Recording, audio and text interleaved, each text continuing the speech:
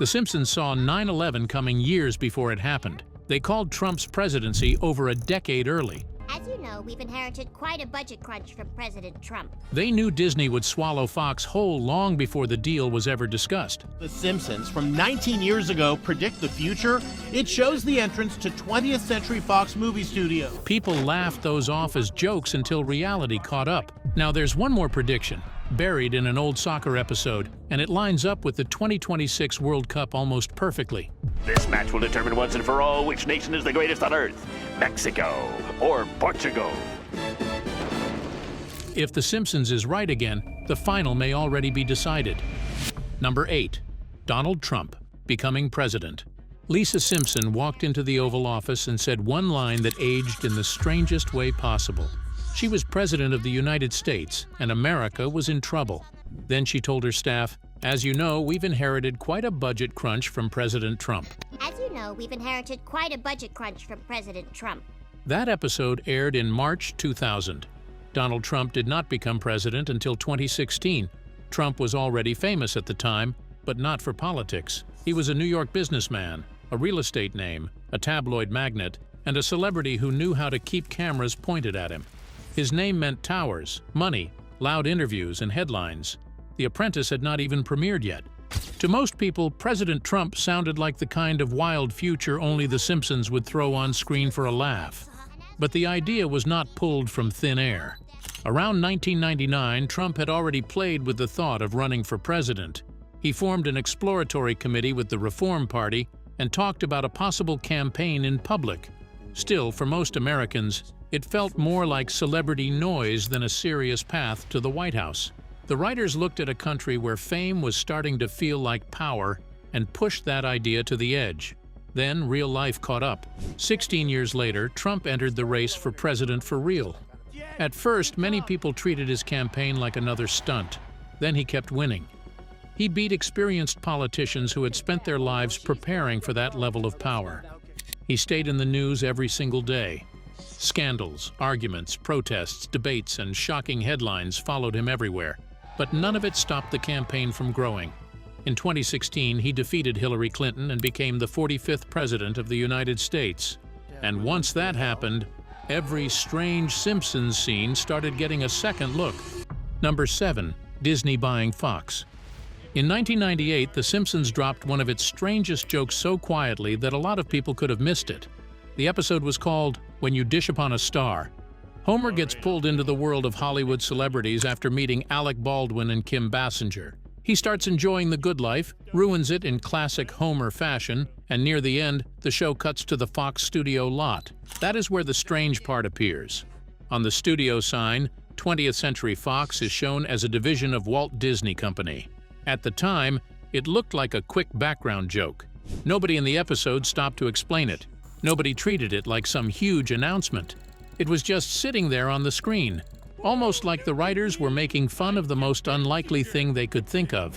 Hello, old lady from Titanic? You stink! And back then, it really did sound unlikely. Fox and Disney felt like completely different worlds.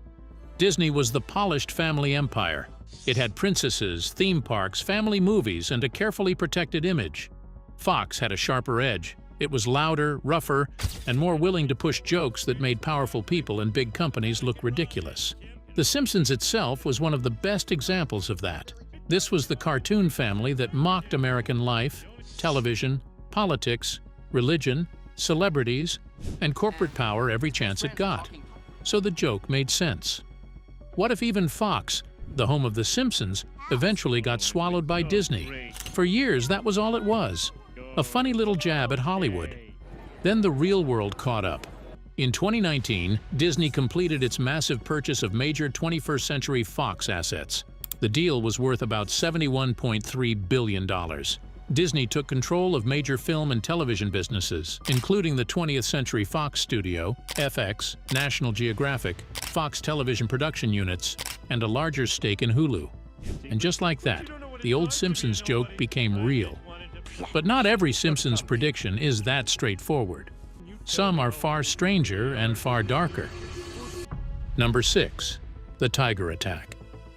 The next Simpsons prediction was about a live show, a white tiger, and a nightmare that later happened for real. In 1993, The Simpsons aired an episode where Springfield opens its own casino. The whole town gets pulled into the bright, loud world of gambling, money, stage acts, and Las Vegas-style entertainment. Then two flashy performers appear. Their names are Gunter and Ernst, and everything about them is clearly built to remind viewers of Siegfried and Roy.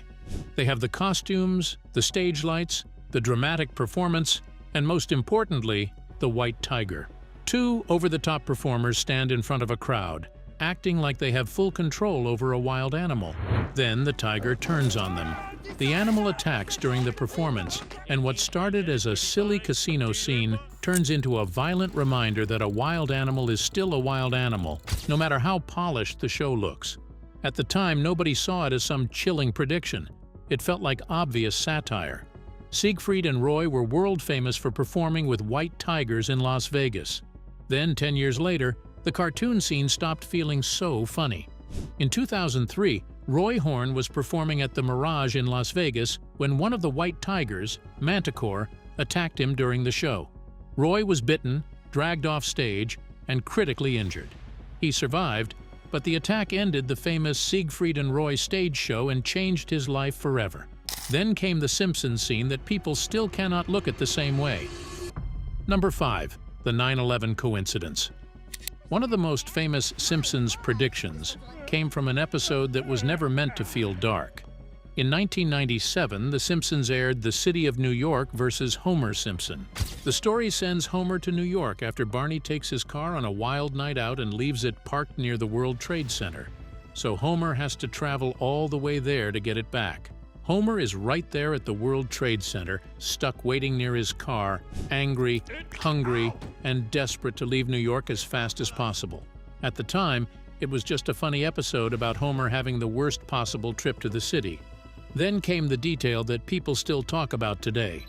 In one scene, Lisa holds up a brochure advertising a trip to New York for $9. The number 9 is large on the page, and right beside it are the Twin Towers.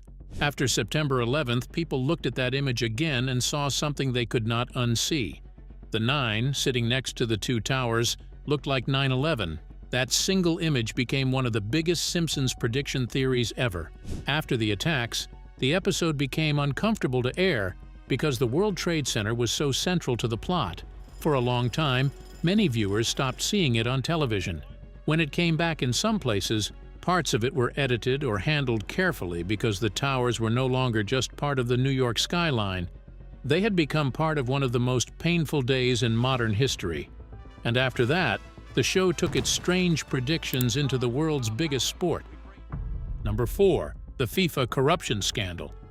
Homer Simpson should never have been trusted with the World Cup, and that is exactly why the episode felt funny at first. In You Don't Have to Live Like a Referee, Lisa calls Homer her hero because for once he does the honest thing. That one moment somehow carries him all the way into the biggest football tournament on Earth. Suddenly, Homer is not sitting on the couch with a donut. He is on the field in Brazil wearing a referee kit, making calls in front of millions of fans. Then the joke turns darker. The World Cup looks beautiful from the outside. The stadiums are full. But behind that bright picture, the episode shows something rotten. A top official from the fictional football organization appears and openly talks about corruption. He does not act shocked by it. He does not treat it like a small problem. He talks like the whole system has been poisoned by money and power. Then he gets arrested. At the time, it felt like a sharp football joke. Everyone knew the World Cup was not only about goals and national pride, it was also about television deals, sponsors, hosting rights, marketing contracts, and powerful men making huge decisions behind closed doors. Fans loved the game, but many people already believed the people running it were playing a very different game. Then, 1 year later, the real scandal exploded. In May 2015, football's most powerful organization was hit by a corruption case so large it shook the sport around the world. 14 people were charged. 9 were football officials, 5 were sports marketing executives. The charges included racketeering, wire fraud, and money laundering conspiracies. Officials and business executives were accused of turning world football into a private money machine. Bribes and secret payments shaped who could sell, broadcast, and profit from tournaments watched by billions. The money was enormous. More than $150 million in bribes and kickbacks had been paid or agreed to. The way it all came out made it even more dramatic. Swiss police arrested several officials in Zurich inside a luxury hotel just before FIFA's annual Congress. The whole image of FIFA changed almost overnight. For years it had looked untouchable. It controlled the World Cup, the biggest sporting event on the planet. Countries fought to host it. Companies paid fortunes to be part of it. Fans planned their lives around it. Then suddenly the headlines were not about goals or trophies. They were about arrests, bribes, money laundering, and corruption. Sepp Blatter was not arrested that day, but the scandal surrounded FIFA while he was still its face. He won another term as president shortly after the arrests, but the pressure kept growing. Days later, he announced he would step down, and the same World Cup episode did not stop with corrupt officials. It also moved straight onto the pitch, where another Simpsons football moment became impossible to ignore. Number 3, Brazil's World Cup disaster. That same episode put Brazil and Germany on the same path for the 2014 World Cup, and in the cartoon, Germany beat Brazil 2-0. At the time, it looked like a simple football joke, but a few months later, the real World Cup came to Brazil, and what happened next was far worse than anything the cartoon showed. Brazil did not just lose to Germany in 2014. Brazil fell apart in front of the world. This was a World Cup semi-final, inside Brazil, with the whole country watching. Brazil had won the World Cup more times than any other nation. The fans were not just hoping their team would reach the final. They believed Brazil had to protect the pride of a football nation. Then, Germany scored. At first, it looked painful, but normal. Big matches have early goals. Strong teams recover. Then Germany scored again. Miroslav Klose got the second goal, and with that, he became the highest scorer in World Cup history. That alone should have been one of the biggest stories of the match, but there was no time to even sit with it, because Germany kept coming. Toni Kroos scored twice in quick succession. Before Brazil could breathe, Sami Khedira added another. Before the match had even reached 30 minutes, Brazil were 5-0 down. 5 goals in a World Cup semifinal against Brazil in Brazil. The crowd went silent in a way that felt unreal. Fans stared at the field like they were watching something impossible. Some cried, some covered their faces, some looked too shocked to react at all. Brazil was not being beaten. Brazil was being torn apart, and the pain was deeper because of what the tournament meant. Brazil had not hosted the World Cup since 1950, and that old tournament had left a wound the country never forgot. Back then, Brazil lost the deciding match at home to Uruguay. For decades, that defeat haunted Brazilian football. So when the World Cup returned to Brazil in 2014, it felt like a chance to fix history, a chance to win at home. But Brazil walked into the Germany match already weakened. Neymar, the country's biggest star, was out after an injury. Thiago Silva, the captain and defensive leader, was suspended. Brazil had lost its most dangerous attacker and the man who usually held the back line together. Still, nobody expected the match to turn into a public disaster. Germany did not stop after the first half. Andre Schürrle scored twice after the break. Oscar scored late for Brazil, but by then it did not feel like comfort. It felt like a tiny mark on a night that was already ruined. The final score was 7-1. And the strangest part is, The Simpsons did not stop with Brazil losing to Germany. That same episode also pointed toward the one player Brazil could not afford to lose. Number 2. Neymar's World Cup injury. Before Germany ever humiliated Brazil, Brazil had already lost the player the whole country was leaning on. It happened in the quarterfinal against Colombia. Brazil were still alive in their home World Cup. The crowd was loud, and Neymar was carrying the kind of pressure only a Brazilian number 10 can understand. He had already scored 4 goals in the tournament, and for millions of fans, he was the player who could drag Brazil all the way to the title. Then, Juan Camilo Zuniga drove his knee into Neymar's back. Neymar dropped to the grass and did not get back up. This was not time wasting. It was not a cheap attempt to win a foul. He was badly hurt. Brazil still won the match 2-1, but the result almost became secondary. Their biggest star had been carried out of the tournament. The injury was serious. Neymar had fractured a vertebra in his back, and his World Cup was over. That is where the Simpsons connection becomes strange. In You Don't Have to Live Like a Referee, Brazil also has a superstar. His name is El Divo. He is flashy, talented, dramatic, famous, and treated like the player Brazil depends on. He is the kind of footballer who can change a match with one touch, but also the kind people accuse of going down too easily. That sounded a lot like Neymar. Neymar was brilliant with the ball. He was fast, skillful, dangerous, and loved by Brazilian fans. But he was also mocked by critics for rolling, falling, and exaggerating contact. The Simpsons built El Divo around that exact kind of image. In the episode, El Divo goes down during the match, and Homer has to decide whether the Brazilian star is really injured or just pretending again. Then, a few months later, Neymar was lying on the grass in a real World Cup match and nobody was laughing. And then fans noticed another strange detail. El Divo's boots were later linked online to a Puma-style look. At the time, that did not seem important. During the 2014 World Cup, Neymar was known as a Nike athlete. He had been tied to Nike for years, so any Puma connection in the cartoon felt like nothing more than another random detail. But years later, Neymar left Nike and joined Puma. In 2020, Puma announced a long-term partnership with him. Neymar became one of the biggest football names connected to the brand and began wearing Puma boots. After so many Simpsons football moments came eerily close to real life, one old soccer joke now feels much bigger in the 2026 World Cup. Number 1. The 2026 World Cup prediction. In 1997, The Simpsons showed a soccer match that looked like a random joke. Now, almost 30 years later, that same scene is making World Cup fans nervous. The family is watching television when an advert comes on for a huge soccer game. Not a small match, not a normal friendly. The advert sells it like the biggest game on earth. Then the teams appear. Mexico against Portugal. The match would decide once and for all which nation was the greatest on earth, Mexico or Portugal. At the time, it sounded ridiculous. Mexico and Portugal were not the obvious cartoon choice for the biggest football match in the world. But the scene did not disappear. Years later, fans started pulling it back into the spotlight. The first big revival came during the 2022 World Cup. Fans dragged the clip back online and started saying this could finally be it. Mexico was in the tournament. Portugal was in the tournament. Ronaldo was still chasing the one trophy missing from his career. The old Simpsons scene looked ready to come true. Then it fell apart. Mexico failed to get out of the group stage. Portugal was knocked out before the final. The theory died almost as quickly as it returned. For a while, Mexico versus Portugal looked like a failed Simpsons prediction. But the people who believed it had one excuse left. The episode never said the match had to happen in 2022, so the theory stayed open.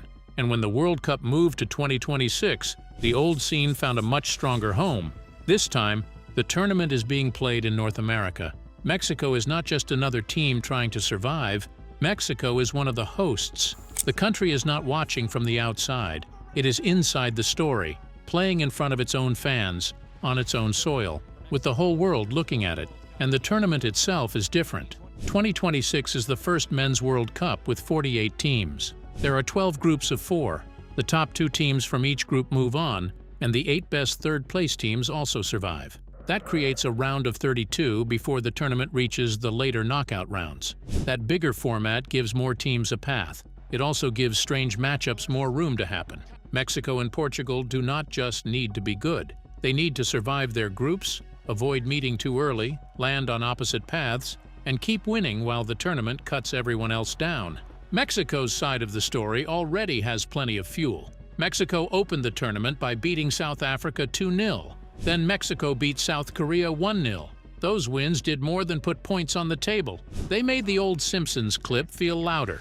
Every Mexico win now gives fans another reason to bring the scene back. And Mexico's World Cup story has pain behind it. For years, Mexico carried one of the most frustrating patterns in football. From 1994 to 2018, Mexico kept reaching the round of 16 and falling there. Again and again, the 5th match became the dream they could not reach. Then 2022 made it even worse, because Mexico did not even escape the group. So a deep run in 2026 would feel like a country breaking an old curse at home. And home can matter. Mexico City Stadium, known around the world as Estadio Azteca, sits more than 7,300 feet above sea level. Guadalajara is also high, at more than 5,000 feet. That does not hand Mexico a trophy, but it can hurt teams that are not used to those conditions. The air feels different, Legs get heavy faster. The final minutes can punish players who are already tired. One defender reacts late, one pass is a little short, one run is missed. In a World Cup match, small edges can turn into huge moments.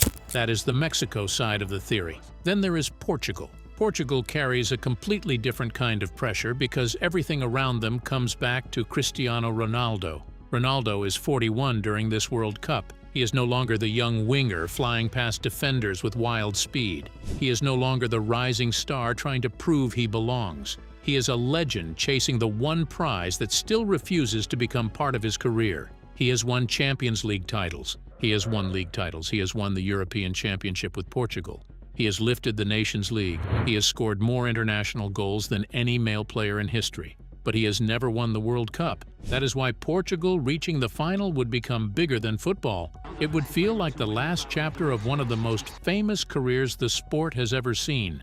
And Portugal is not just emotion and nostalgia. They have a team strong enough to make the dream feel real. Bruno Fernandes can create chances and score from midfield. Bernardo Silva can slow the game down when everyone else is rushing.